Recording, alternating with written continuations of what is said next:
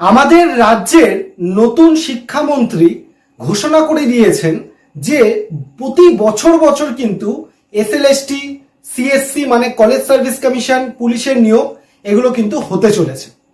তাহলে এখন যারা আমরা স্কুল সার্ভিস কমিশনের জন্য প্রিপারেশন করছি তাদের মধ্যে প্রশ্ন হলো যে স্যার এখন কি তাহলে আমরা যা যা কাজকর্ম করি সবকিছু ছেড়ে দিয়ে শুধুমাত্রই কি প্রিপারেশনের জন্য নিজেদেরকে পুরো নিয়োগ করব, বা পরীক্ষাটা ঠিক কবে হতে পারে, বা এই মুহূর্তে কিভাবে প্রস্তুতি নিলে আমরা আমাদের সাকসেসটাকে আমরা অ্যাচিভ করতে পারবো।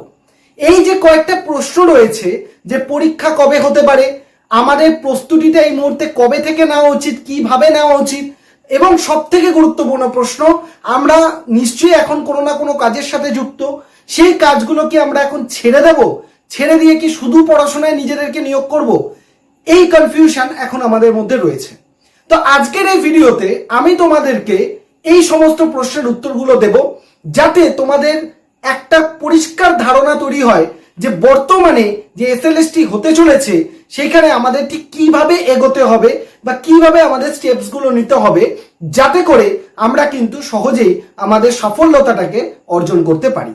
তো সবাইকে ওয়েলকাম জানাই আমার ইউটিউব চ্যানেল সৌভিক পাল ইউটিউব চ্যানেলে। এখানে তোমরা school service commission, public service commission related যে কোনো আপডেট পেয়ে যাবে। তার জন্য তোমাকে চ্যানেলটাকে সাবস্ক্রাইব করে বেল আইকন প্রেস করে রাখতে হবে, এবং তার সাথে সাথে আমাদের হোয়াটসঅ্যাপ চ্যানেল এবং টেলিগ্রাম চ্যানেলের লিংক ডেসক্রিপশন বক্সে পেয়ে যাবে, অবশ্যই সেখানে জয়েন করবে। এবং তোমার যদি সাবজেক্ট এসএলএসটি তে জিওগ্রাফি হয়ে থাকে এবং তুমি যদি আমাদের সাথে কানেক্টেড হতে চাও, আমাদের সাথে পার্সোনাল গাইডেন্স পেতে চাও, তাহলে স্ক্রিনে দেওয়া যে নাম্বারটা রয়েছে সেই নাম্বারে তুমি এসএলএসটি জিওগ্রাফি লিখে হোয়াটসঅ্যাপ করবে। আমি তোমাকে আমাদের যে ডেডিকেটেড হোয়াটসঅ্যাপ গ্রুপ সেই গ্রুপে তোমাকে আমরা কানেক্ট করিয়ে নেবো।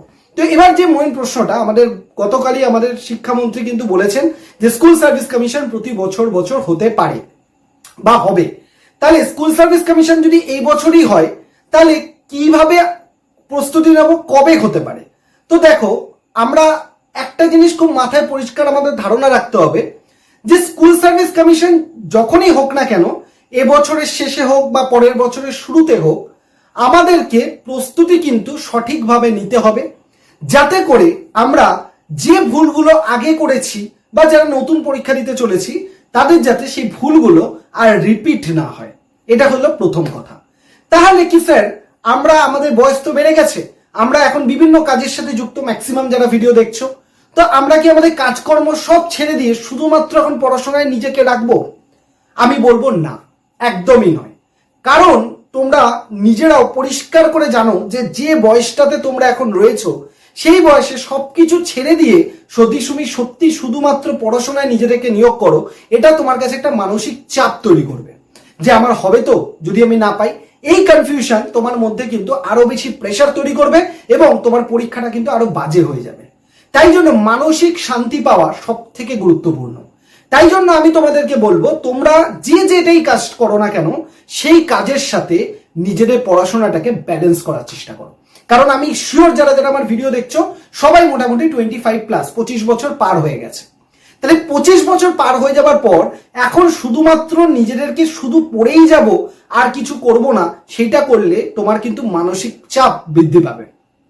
দেখা গেল পরীক্ষা হয়তো এ বছরের শেষে বা পরের বছরের শুরুতে বা শেষের দিকে হলো, পরীক্ষা পেছোতে থাকছে, তাহলে তুমি যদি শুধু পড়তে থাকো তোমার মনের মধ্যে মেন্টাল প্রেশার তৈরি হবে। কি প্রেশার তৈরি হবে? যে কবে পরীক্ষা হবে, হলে আমি পাবো কিনা, কোশ্চেন কত টাফ হবে, এই প্রেশারটা তৈরি হবে। কারণ তোমার অন্য কোনো কাজের যদি যুক্ত না থাকো, তোমার মনে হবে যদি আমি না পাই আমি কি করব। তাই আমি তোমাদেরকে বেস্ট সাজেশন দেবো, এই মুহূর্তে তোমাদের উচিত কাজ যেটাই করছো না কেন, কেউ টিউশন পড়াও, কেউ অন্য কোনো কাজে করো, যে যেটাই করো না কেন সেই কাজের সাথে তুমি কি করবে, তোমার যে পড়াশোনা সেই পড়াশোনাটার মধ্যে একটা ব্যালেন্স মেনটেন করার চেষ্টা করো, যাতে কাজটাও ভালোভাবে হয় এবং পড়াশোনাটাও ভালোভাবে হয়। কারণ বাই চান্স পরীক্ষা দিলে দেখা গেল তোমার হলো না, একটা প্ল্যান বি তো তোমার কাছে রেডি রইলো, বা পরীক্ষা হতে অনেক দেরি হচ্ছে, তাহলেও তোমার কাছে কিন্তু একটা প্ল্যান বি অলরেডি রেডি থাকবে। তাই জন্য আমি তোমাদেরকে বলবো, কেউ নিজের যে কাজেই যুক্ত আছো না কেন সেটাকে ছেড়ে দিয়ে পুরোপুরি প্রিপারেশনে নিজেরা আসবে না। দুটোর মধ্যে ব্যালেন্স মেনটেন করতে হবে, এবং এটা তোমাদের এই বয়সে এসে করতেই হবে। কারণ এই বয়সে শুধুমাত্র সব ছেড়ে দিয়ে শুধু পড়ে যাব সেই মেন্টালিটি রাখলে কিন্তু চলবে না। কারণ আমরা কেউই এখনই ক্লাস 5, 6, 7, 8 বা কলেজের ছাত্র নয়। আমরা সবাই ম্যাচিওর হয়েছি, 25 বছর পার হয়ে গেছে, এখন আমাদের দায়িত্ব নেওয়ার সময়। তাই দায়িত্ব নিতে গেলে আমাদের কাজ এবং নিজেদের স্বপ্ন দুটোর মধ্যে ব্যালেন্স করতে হবে। এবার প্রশ্ন হচ্ছে যে পরীক্ষাটা কবে হতে পারে। আমি আগেও বললাম যে পরীক্ষা ধরে নাও এই বছরের শেষে বা পরের বছরের শুরুতে হতে পারে, তো সেইভাবে নিজেদেরকে প্রস্তুতি নাও। এবার অনেকের মধ্যে প্রশ্ন হচ্ছে স্যার তাহলে কি আমি এখন থেকে প্রস্তুতি নেব? এবার আমি তোমাদেরকে বলি, অনেকেরই রয়েছে সাবজেক্টটা, যে নিজের সাবজেক্ট যেটা তুমি এসএলএসটি দেবে, কারণ এসএলএসটি শুধু নিজের সাবজেক্ট হয়, তো সেই সাবজেক্টটা হয়তো অনেকের অনেকটা রেডি হয়ে রয়েছে। কেউ হয়তো সেই সাবজেক্টে নেট কোয়ালিফাই করেছে বা আগের বার এসএলএসটিতে ভালো স্কোর করেছে, তার হয়তো রেডি রয়েছে। তাহলে তার 2-1 দিন পরেও প্রিপারেশন শুরু করলে কিছু যায় আসবে না। কিন্তু যারা একেবারে নতুন, হয়তো সাবজেক্টটা খুব একটা ভালো রেডি নেই, তাদের কিন্তু এখন থেকেই প্রস্তুতি ভালো করে নিতে হবে। কিভাবে নিতে হবে আমি অবশ্যই ভিডিও শেষে বলবো, তার জন্য পুরো ভিডিওটাকে অবশ্যই দেখবে। এর সাথে সাথে আরো একটা কথা বলবো, যারা যারা বিভিন্ন রিজার্ভ ক্যাটাগরির মধ্যে রয়েছে তাদের থেকে জেনারেল ক্যাটাগরির ছেলেমেয়েদের কিন্তু আরো বেশি পড়াশোনা করতে হবে। এটা মানতেই হবে যে জেনারেল ক্যাটাগরির ছেলেমেয়েরা কিন্তু অবশ্যই বেশি ফাইট করতে লাগে রিজার্ভ ক্যাটাগরির থেকে। তাই তাদেরকে কিন্তু আরো বেশি করে নিজেদেরকে ইনভলভ করতে হবে পড়াশোনায়। এবং তুমি যদি এখন থেকে নিজেদেরকে ইনভলভ করে রাখো একটু একটু করে, তাহলে কি হবে, বাকিরা যারা এখন শুরু করছে না তাদের থেকে তুমি অলরেডি কিছুটা এগিয়ে যাবে। সবসময় তুমি একটা অ্যাডভান্টেজিয়াস কন্ডিশনে থাকবে, কারণ লিখিত পরীক্ষায় তুমি তখনই ভালোভাবে সিলেক্ট হবে যখন তোমার নাম্বারটা সর্বোচ্চ হবে বা বেশি হবে। এবং বেশি নাম্বার পেতে গেলে বাকিদের থেকে তোমাকে এগিয়ে থাকতে হবে। বাকিরা যারা এখন ভাবছে ঠিক আছে 2 দিন পরে শুরু করবো, তুমি এখন থেকে শুরু করো, তারা যখন সিলেবাস শেষ করা নিয়ে চাপে থাকবে, তুমি তখন রিভিশন করবে আর প্র্যাকটিস করবে। তাই এখন থেকে একটু একটু করে তোমরা এগোতে থাকো। এবার প্রশ্ন হচ্ছে কিভাবে এগোবো। সবার আগে তোমাদের বলি, তোমরা যদি এসএলএসটি জিওগ্রাফির হয়ে থাকো, এই ভিডিও ডেসক্রিপশন বক্সে চলে যাও, লিংক পেয়ে যাবে। সেখানে আমি এসএলএসটি জিওগ্রাফির কি কি বই পড়তে হবে প্রতিটা ইউনিট ধরে ধরে তোমাদেরকে বলে দিয়েছি, অবশ্যই ভিডিওটা দেখে নেবে। এবার সমস্ত সাবজেক্টের জন্য আমি একটা জেনারেল আমি স্ট্র্যাটেজি বলবো। কি স্ট্র্যাটেজি? সেটা হচ্ছে পুরো সিলেবাসটাকে তুমি একটা কাজ করো, পুরো একটা সিলেবাসকে তুমি ধরো না 4 মাস তোমার কাছে টার্গেট আছে, 4টে মাসে পুরো সিলেবাসটাকে ভাঙো। এবার একটা মাসের যে সিলেবাস, সেই সিলেবাসটাকে 4 মাসে 4টে সিলেবাস, মানে 1 মাস 2 মাস 3 মাস 4 মাস, এবার একটা মাসের সিলেবাসকে 30 দিনে ভেঙে নাও। তার মানে পার ডেতে তুমি কতটা পড়বে তার হিসাব কিন্তু তোমার বেরিয়ে গেল। এইভাবে এক একটা দিন যেটুকুন টার্গেট করছো সেই টার্গেটটাকে অ্যাচিভ করার চেষ্টা করো, যে আজকে আমি এইটুকু পড়বো বলে ঠিক করেছি, এটাকে আমি পড়বো, ওইটুকুন আমি পড়বো বলে ঠিক করেছি, ওটা আমি পড়বো। এইভাবে প্রতিদিন একটু একটু করে যে টার্গেটগুলো করেছো প্রতিদিন সেগুলোকে মেনটেন করার চেষ্টা করো। তাহলেই দেখবে তোমার সিলেবাসের কিন্তু আস্তে আস্তে অনেকটা এগিয়ে গেছে। এবং তার সাথে সাথে এর সাথে সাথে প্র্যাকটিসটাও তোমাকে করতে হবে। প্র্যাকটিস করার জন্য বাজার চলতে অনেক এমসিকিউ আছে, জিওগ্রাফির জন্য তো কোনো চিন্তা করার দরকারই নেই। আমি এই চ্যানেলে প্রচুর প্র্যাকটিস করাবো, প্রচুর কোশ্চেন করাবো, অলরেডি করিয়েছি। চ্যানেলে প্লে লিস্টে চলে যাও, এসএলএসটির জন্য প্রচুর কোশ্চেন প্র্যাকটিস করানো আছে, পেয়ে যাবে। টেলিগ্রাম চ্যানেলে সেগুলো পিডিএফ পেয়ে যাবে।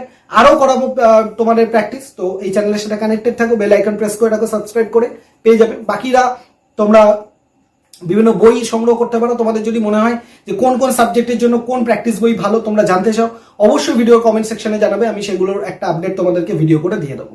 তো এইভাবে তোমরা কি করতে পারো, নিজেদের কাজ প্লাস পড়াশোনাকে রেডি করো, একসাথে মেনটেন করো। প্রতিদিনের টার্গেট ঠিক করো, সিলেবাসটাকে ভেঙে নাও প্রতিদিন হিসাবে। প্রথম 4 মাস, তারপর হচ্ছে 30 দিন, 30 দিনের সিলেবাসকে আবার 1 দিন করে ভাগ করে নাও। তাহলে 1 দিন করে যে টার্গেট সেটাকে ফুলফিল করো। এবং তার সাথে সাথে তুমি কি করতে থাকো, পরীক্ষা ধরে নাও এই বছরের শেষে বা পরের বছর শুরুতে হলো, সেইভাবে মানসিক প্রস্তুতি নিয়ে এখন থেকে প্রিপারেশন স্টার্ট করে দাও।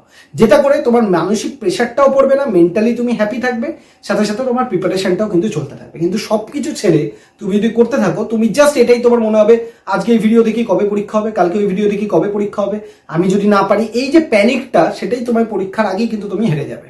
তাই জন্য মানসিক শান্তি যত তোমার মধ্যে থাকবে, তুমি তত ভালো করে কিন্তু পরীক্ষায় উত্তীর্ণ হতে পারবে। এইটুকুনি ছোট গাইডেন্স তোমাদেরকে করার ছিল। অনেক ধন্যবাদ যারা ভিডিওটা পুরোটা দেখলে। আশা করি তোমাদের এই কনফিউশনটা আমি দূর করতে পারলাম যে কিভাবে তোমরা এই কম সময়ে এগোবে। এছাড়া আরো কোনো কোশ্চেন থাকলে, সিলেবাস রিলেটেড কোনো কোশ্চেন থাকলে অবশ্যই ভিডিও কমেন্ট সেকশনে জানাবে, আমি সেটার আর একটা ভিডিও করে তোমাদের জানিয়ে দেবো। সবাইকে অসংখ্য ধন্যবাদ, থ্যাংক ইউ চ্যানেলের সাথে কানেক্টেড থাকার জন্য। কোনো রকম কোনো অসুবিধা হলে অবশ্যই তোমরা জানাবে। আবার ভিডিওটা শেয়ার করে দাও সেই সমস্ত বন্ধুদের সাথে যারা এই মুহূর্তে কিভাবে নিজেদেরকে রেডি করবে সেটা নিয়ে কনফিউশনে রয়েছে। থ্যাংক ইউ সবাই, ভালো থাকো, সুস্থ থাকো।